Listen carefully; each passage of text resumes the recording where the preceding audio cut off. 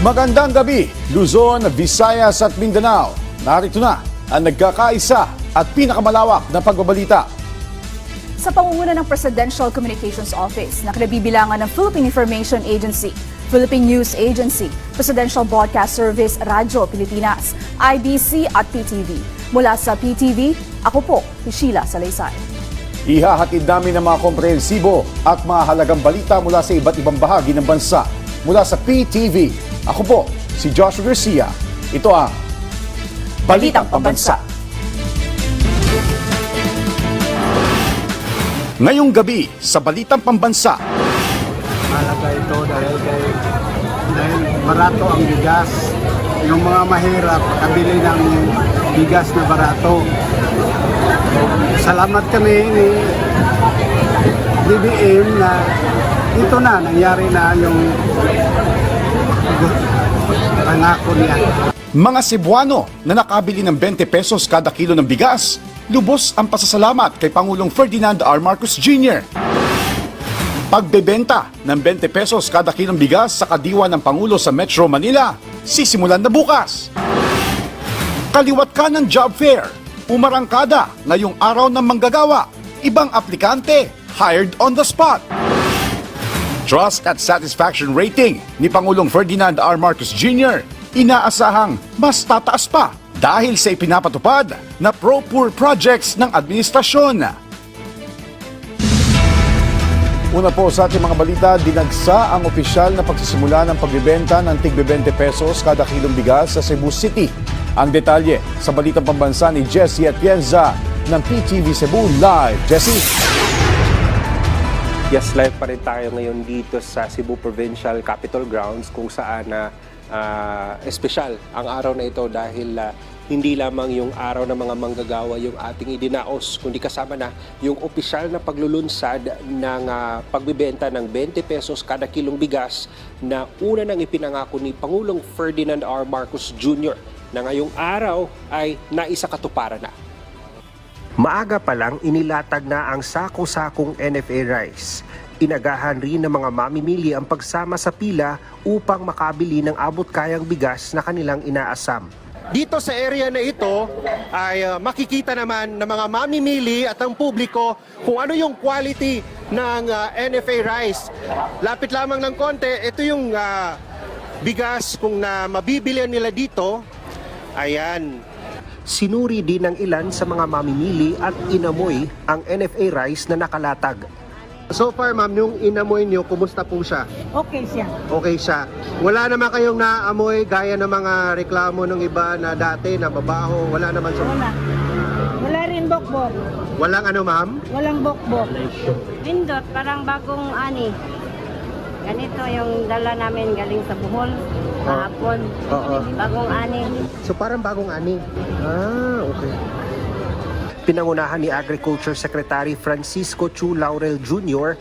ang ceremonial selling sa mga unang mamimili. Nagsagawa pa ng demonstration sa pagsasaing ang kalihim kasama ang Cebu Provincial Government at si DOT Secretary Cristina Garcia Frasco at sabay pang kumain kasama ang mga panauhin. Ito ang inutos sa atin ng ating Pangulo at talagang nakatutok ko yung Pangulo natin ng ating bansa dito sa proyekto nito at sinusuportahan talaga niya ito ng tuloy-tuloy.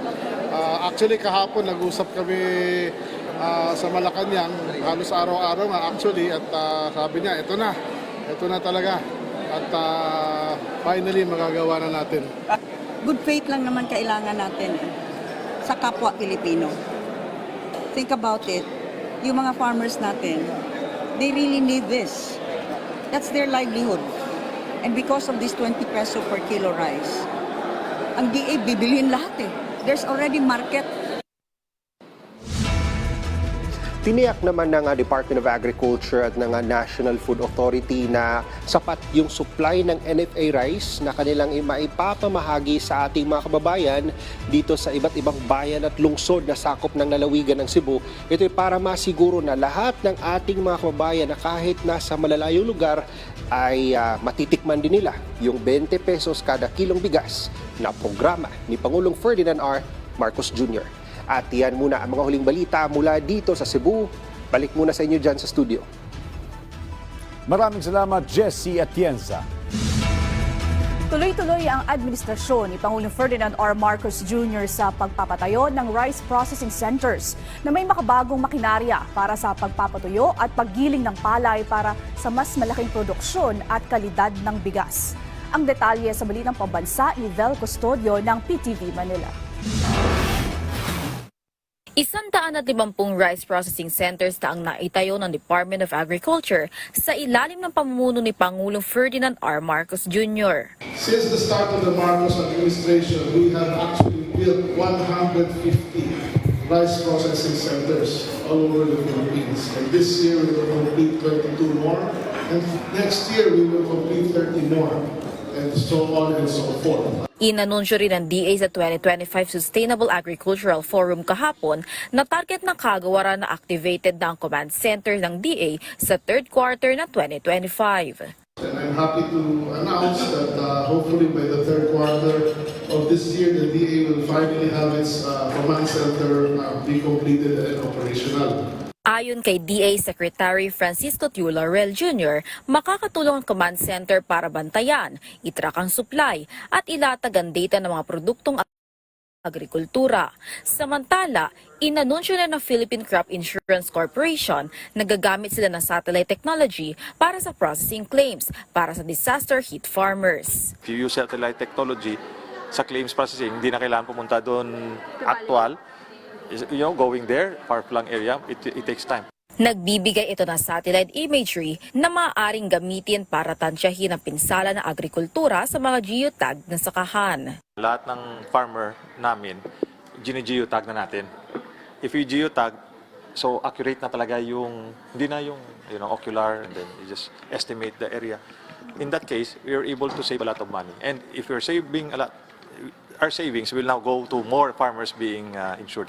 Target din ng PCIC na makahingi ng karagdagang 1 bilyong pisong pondo mula sa kasalukuyang 4.5 billion pesos para madagdagan pa ng 600,000 ang makapag-insure na magsasaka sa bansa. Kaugnay naman ang pag-aalburuto ng Bulkang Bulusan, sinabi ng DA na bagamat wala pang naitalang pinsala sa sektor agrikultura, nananatili silang handa sa posibleng epekto ng pag-alburuto ng bulkan. Hindi natin alam, baka biglang lumakas yung eruption na yan, at we are already repositioning as of today ng mga seeds, fertilizers for in case tamaan. Mula sa People's Television Network, Vel Custodio, Balitang Pambansa. Kumpiyansa si House Speaker Martin Romualdez na sustainable o kaya mapanatili ng pamahalaan ang implementasyon ng 20 pesos rice program sa bansa. Ayon kay Speaker Romualdez, mapalalakas pa ang produksyon ng palay sa tulong ng iba't ibang inisyatibo ng gobyerno. Kahapon, pinangunahan ng House Leader ang inaugurasyon ng Castañas Central Communal Irrigation System sa Sariaya, Quezon. Sabi ni Romualdez, isa ito sa mga halimbawa ng mga proyekto ng gobyerno na makatutulong para mapaigting pa ang produksyon ng bigas sa bansa. Ay, malaking bagay itong mga proyekto na solar irrigation sa munisipyo ng Sariaya. So yung nangyayari ngayon sa Visayas ay talagang maging sustainable dito, sa hindi lang sa Sariaya pero sa Luzon. Kaya napakaganda itong programa ng NIA na itong solar irrigation kasi menos ng gastos, libre ang patubig, solar, wala ng gastos sa sa krudo at siyempre lalago ang ani dito sa kada hektarya. Binigyang pugay ni Pangulong Ferdinand R. Marcos Jr. ang sakripisyo at mahalagang papel ng mga Pilipinong manggagawa kasabay ng pagdiriwang ng Labor Day. Sabi ng Presidente, ang mga manggagawang Pinoy ay hindi lamang kumakayod para sa kanilang sarili at pamilya, kundi itinataguyod din ang kaunlaran ng ating bansa. Kaya naman ang selebrasyong ito ay magsisilbing anyang daan para sa administrasyon na bumuo ng mga hakbang upang matugunan ang mga pangangailangan ng bawat pamilyang Pilipino. Nangako rin si Pangulong Marcos na ipagpapatuloy ang mga proyekto na magsusulong sa paglago at kasaganahan ng sambayanan. Hindi lamang aniya magiging tagapagmasid ang pamahalaan, kundi magiging katuwang ng bawat pamilyang Pilipino sa paglikha ng bagong Pilipinas na patas at makatarungan. Pinangunahan ni Pangulong Ferdinand R. Marcos Jr. ang job fair sa Pasay City na nag-alok ng mahigit sa 14,000 trabaho para sa mga Pilipino. Ang detalye sa Balitang Pambansa ni Kenneth Pasyente ng PTV Manila. Halos isang taon nang walang trabaho si Rowena. Kaya naman para may ipantustos sa pangangailangan ng kanyang anak, nagpasya siyang makipagsapalaran sa job fair sa Pasay City. Ang laking help sa mga gaya ko na gustong makapag-work. Nasa 14,000 ang alok na trabaho sa naturang job fair. Ang aktibidad, pinangunahan mismo ni Pangulong Ferdinand R. Marcos Jr. Dito binigyang diin ng Pangulo ang mga hakbang ng pamahalaan para sa kapakanan ng mga manggagawang Pilipino. Kinilala rin niya ang mga manggagawa na anyay pundasyon ng lipunan at pinakamahalagang yaman ng bansa. Kaya todo kayod anya ang pamahalaan para suklian ang sakripisyo ng mga manggagawa. Kabilang na riyan ang pagpupursige na mapalakas ang ekonomiya sa pamamagitan ng panghihikayat ng mga investor na magreresulta sa libu-libong mga trabaho. Ipinunto rin niya na kabilang sa mga hakbang ng pamahalaan ang pagsasagawa ng mga job fair na nagresulta sa pagbaba ng unemployment rate. Dulot ng masiglang ekonomiya, noong nakaraang taon, naabot natin ang pinakamababang unemployment rate sa loob ng 20 taon. 4.3%. Pinakamababa sa 20 taon. Patuloy ang pagbuti ng kalagayan ng ating labor market. Nitong Pebrero, bumaba pa sa 3.8% ang unemployment rate natin. Nilatag din ng punong ehekutibo ang mga inisyatiba ng pamahalaan para matiyak ang episyenteng biyahe ng mga manggagawa sa pamamagitan ng pagpapabuti ng sistema sa railway transit sa bansa. Sa usapin naman ng taas sahod, sinabi ng Pangulo na dinig ng gobyerno ang hinaing na ito ng mga manggagawa, pero kailangan anya itong pag-aralang mabuti. We hear the call of our workers for better wages and assure you that your concerns are being addressed through the regional tripartite wages and productivity boards. The government stands firm in its commitment to protecting and advancing workers' welfare while promoting inclusive economic development. Patuloy na pinag-aaralan ng mga regional tripartite wages and productivity board ang antas na pasahod sa bawat rehiyon. Simula Hunyo ng nakaraang taon, 16 na rehiyon sa Pilipinas ay nakapagpatupad ng dagdag sahod na. Sa kabuuan, 28 wage order na ang naaprubahan. Ipinag-utos naman ng Pangulo na suriin ang Continuing Professional Development Act of 2016 para mas mapadali ang pagre-renew ng mga lisensya ng professional workers, kasabay ang pag-ata sa DOLE na magsagawa ng job fair kada buwan. Ginanap ang job fair sa 69 na lugar sa bansa na may kabuuang mahigit 255,000 job opportunities. Mula PTV Manila, Kenneth Pasyente, Balitang Pambansa. Malaki ang tsansang tumaas ang trust at performance ratings ni Pangulong Ferdinand R. Marcos Jr. dahil sa malaking epekto ng mga ipinatutupad ng mga programa ng administrasyon para sa mga Pilipino, gaya ng pagbebenta ng murang bigas. Ang detalye sa Balitang Pambansa ni Clazel Pardilla ng PTV Manila. Pinauubos na ni Lani ang biniling bigas na karaang linggo. Simula kasi bukas, palalawigin na sa Metro Manila ang pagbibenta ng BBM rice o 20 bigas meron na sa NCR. Ito ang tig 20 pesos per kilo ng bigas na alok ng administrasyon ni Pangulong Ferdinand R. Marcos Jr. sa mga kadiwa ng Pangulo na tiyak na pipilahan ni Lani. Sa 1 kilo po, bali, nagbibili po kami minsan 60, tapos 20 po yung 1 kilo po, no. Bali 40 po yung matitipid po namin doon sa 20. Makagaan po yung sa amin. Gaya po namin na gipit din minsan, ganun po. Ngayong araw kasabay ng pagdiriwang ng Labor Day, muling tiniyak ni Pangulong Marcos ang paggawa ng mga hakbang na makatutulong sa mga Pilipino. Batid namin ang pagsubok na inyong kinakaharap. Kaya gumagawa kami ng mga hakbang upang maibsan na ang pasanin ng ating mga kababayan, lalo na sa usaping pagkain. Nitong Marso, itinakda natin ang maximum suggested retail price or MSRP ng imported rice sa 45 piso kada kilo lamang. Sisimulan na rin po natin ang programa upang pababain ang presyo ng bigas sa 20 piso sa kada kilo. Ayon sa tugon ng masa survey ng Okta Research, nararamdaman na ng pinakamahirap na Pilipino ang mga programa ng pamahalaan. mula 60% noong November 2024. Umangat sa 66% ang bilang ng mga nasa Class E o pinakamahirap na Pilipinong nagsabing tiwala sa pamumuno ni Pangulong Marcos ngayong buwan ng Abril. Sumampa rin sa 66% mula 58% ang naghayag na kontento sa performance ng presidente mula sa parehong sektor ng lipunan. Sa Class E, sa pinakamahihirap, sa trust at performance, tumaas ho si Presidente.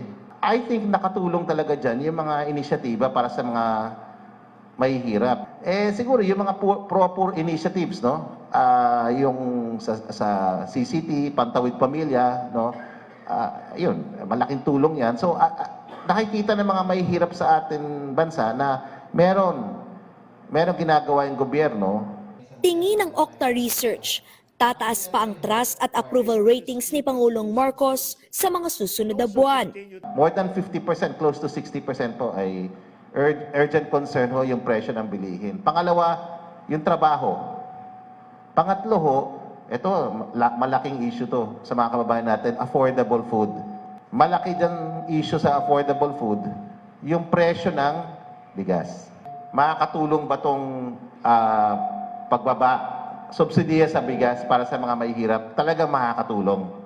Bukod sa implementasyon ng BBM Rice, palalawigin din ng administrasyon ni Pangulong Marcos ang Walang Gutom Project sa Visayas at Mindanao.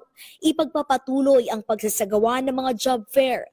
Susuportahan ang mga magsasaka sa tulong ng Rice Competitiveness Enhancement Fund at magtatayo ng mga Child Development Center para matutukan ang edukasyon ng mga kabataan. Kalezal Pordilia para sa Pambansang TV sa Bagong Pilipinas. Lubos ang pasasalamat ng mga Cebuano kay Pangulong Ferdinand R. Marcos Jr. sa programang 20 pesos kada kilong bigas. Ang detalye sa Balitang Pambansa ni Nina Oliverio ng PTV Cebu. Hindi maitago ng mga kapatid nating Cebuano ang pagsasakatuparan ng 20 pesos per kilo na bigas na programa ni Pangulong Ferdinand Marcos Jr. na inilunsad ngayong araw dito sa Cebu Provincial Capital. Kabilang na dito si Tatay Elliot, na dumating ng alas 9 ng umaga para bumili ng 10 kilo ng bigas para sa kanilang pamilya. Malaking tulong anya ang murang bigas dahil makakaipon tipid siya ng 300 piso sa pagbili ng 10 kilo ng bigas sa isang linggo. Bit-bit ang nabili, sinamahan namin si Tatay Elliot na agad umuwi sa kanilang bahay at nagsaing ng nabiling murang bigas.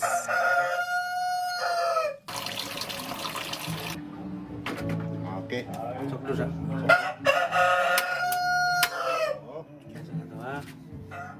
At nang maluto, isinama niya ito sa kanilang pananghalian.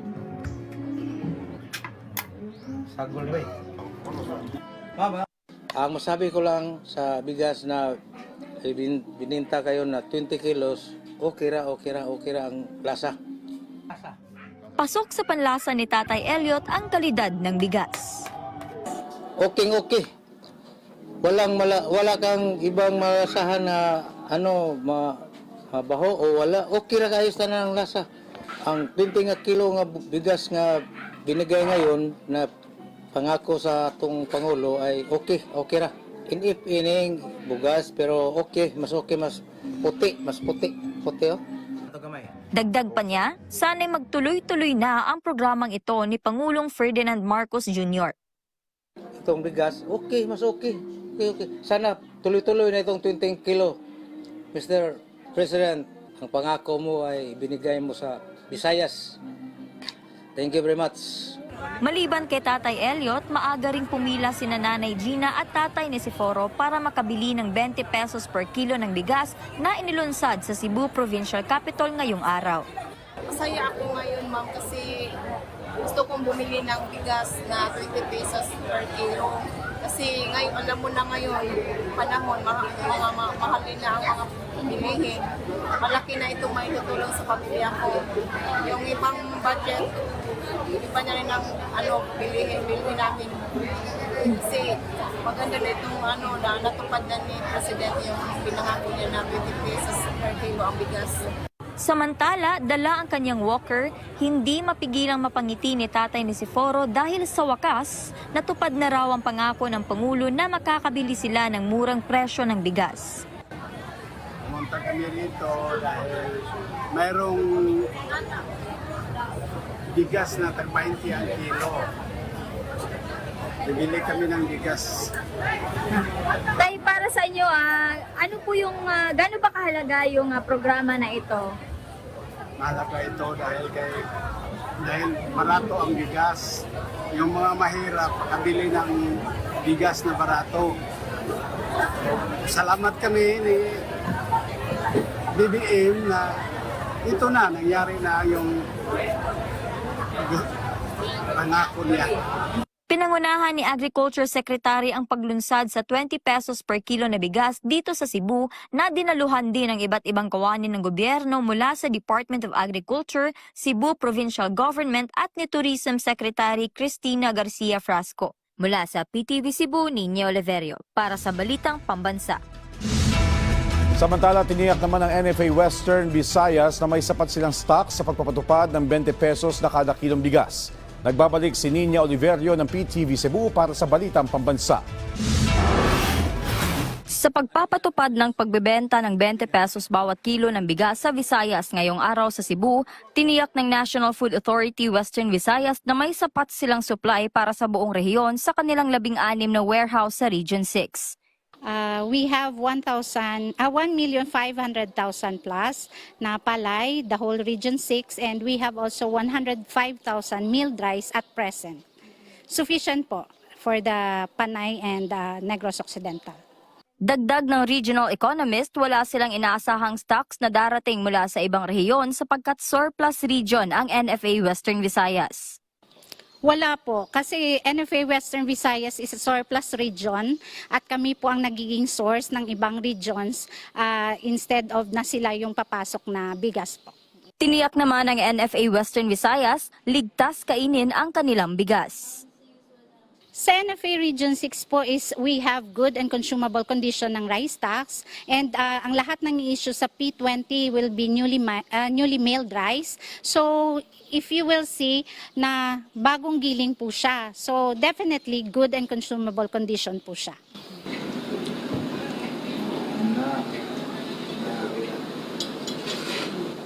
Ngayon ay natikman nga natin yung NFA rice na sinaing ng Region 6 sa atin at yung quality niya, usually yung lasa talaga is hindi mo ma-determine na NFA pala siya kasi yung lasa niya is yung usual na kinakain natin sa bahay kaya hindi masisiguradong hindi talaga nako-compromise yung quality at walang dapat ikabahala yung mga kakain nito.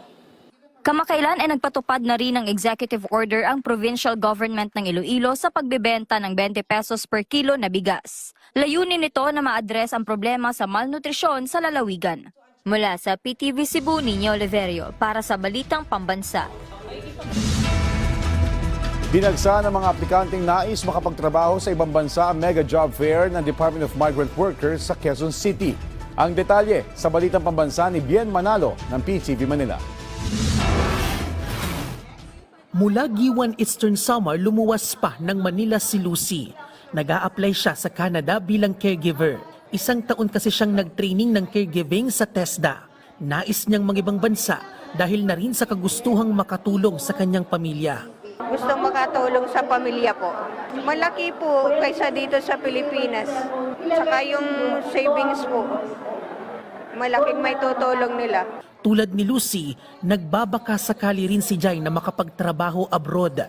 Maaga siyang lumuwas ng Manila mula Dasmariñas, Cavite papuntang Javer sa Quezon City. Nag-a-apply siya bilang staff sa cruise ship. Mas malaki yung sahod pag sa ibang bansa. Anong posisyon? Mas makakaipon po. May kapatid ako nag-aaral, mapag-aaral ko po. Ganon, makakapagpagawa ng bahay. Kung mas malaki yung sahod. Ilan lang sila sa libu-libong aplikante na lumahok sa ikinasang mega job fair ng Department of Migrant Workers sa isang mall sa QC sa selebrasyon ng Araw ng Paggawa. 11 DMW accredited recruitment agencies ang nakiisa sa job fair. Alok ang halos 5,000 trabaho abroad. Karamihan sa mga hinahanap ay skilled workers, healthcare workers at hospitality and tourism workers sa mga bansa sa Middle East, Asia, North America at Europe.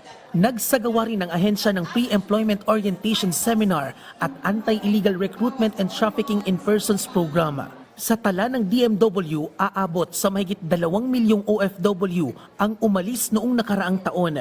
Pasok pa rin sa main destinations ng mga OFW ang Saudi Arabia at United Arab Emirates. Sa bagong Pilipinas ng ating Pangulo, ang serbisyo ng pamahalaan kailangan ninyong maramdaman. Kaya po kami nandito ngayon.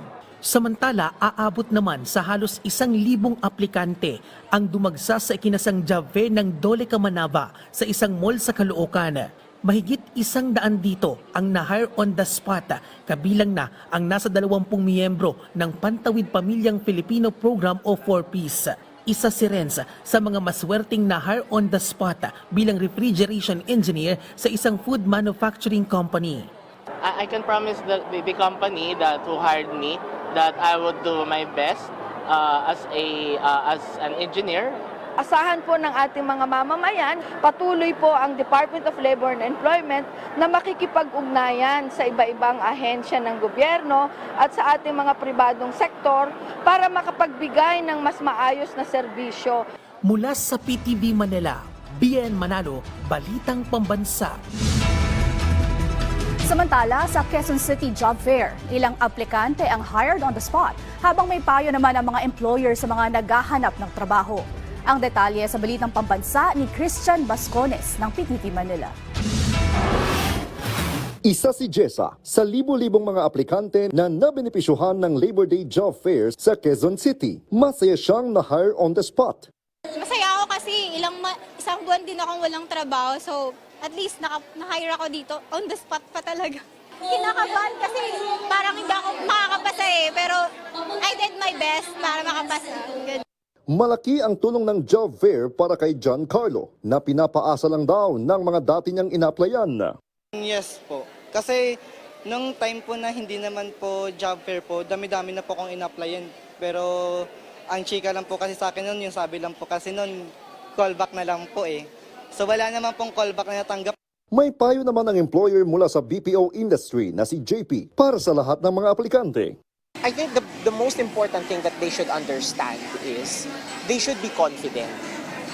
I think everything stems from there. Huwag sila masyadong madidisheartened if they feel that their credentials is not enough. Because there are a lot of companies right now, especially from the BPO. Para sa mas mabilis na proseso ng mga kinakailangang dokumento, samut-saring on-site services ang ibinabahagi ng iba't ibang ahensya ng gobyerno sa job fair, tulad na lamang ng TESDA. For today's job fair po, ang mga programs and services na bibigay po ni TESDA ay number 1, yung NC renewal po natin.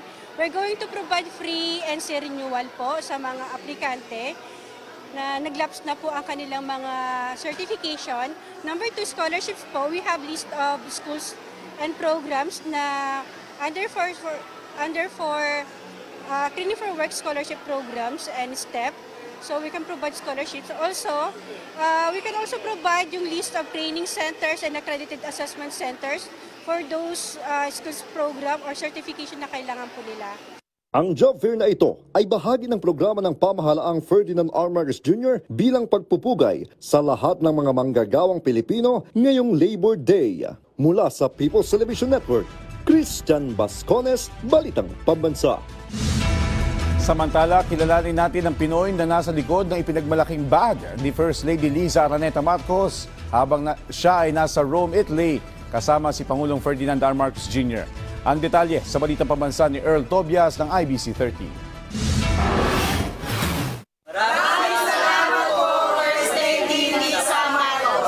Sila ang mga bag makers mula sa Marikina na gumawa ng ginamit at ipinagmalaki mismo ni First Lady Liza Araneta Marcos habang nasa Italy sila ni Pangulong Ferdinand R. Marcos Jr. kamakailan.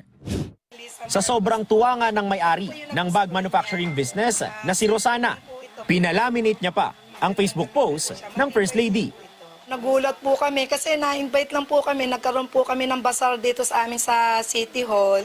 So nung mag-ikot po si Madam First Lady po, nakita po niya.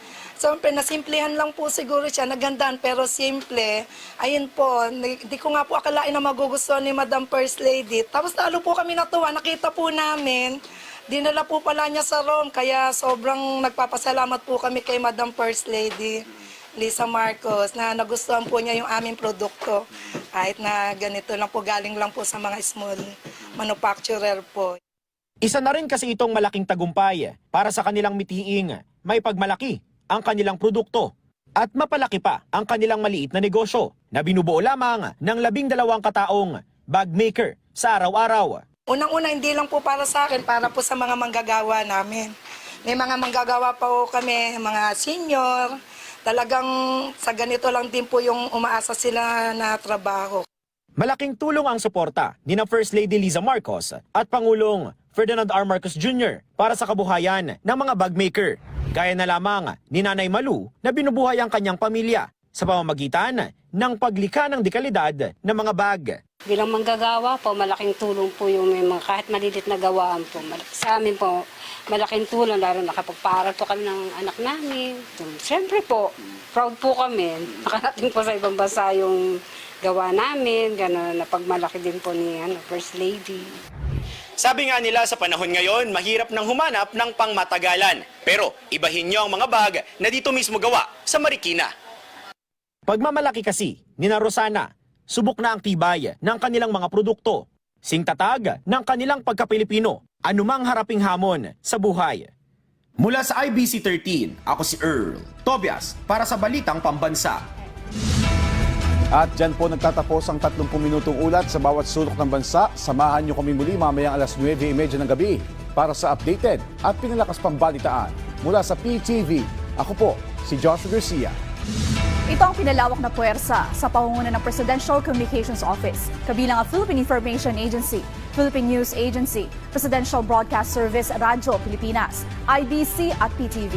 Mula sa PTV, ako naman po si Sheila Salaysay. Hatid sa inyo ang komprehensibong paghimay sa mahalagang usapin. Dito lang sa Balitang Pambansa.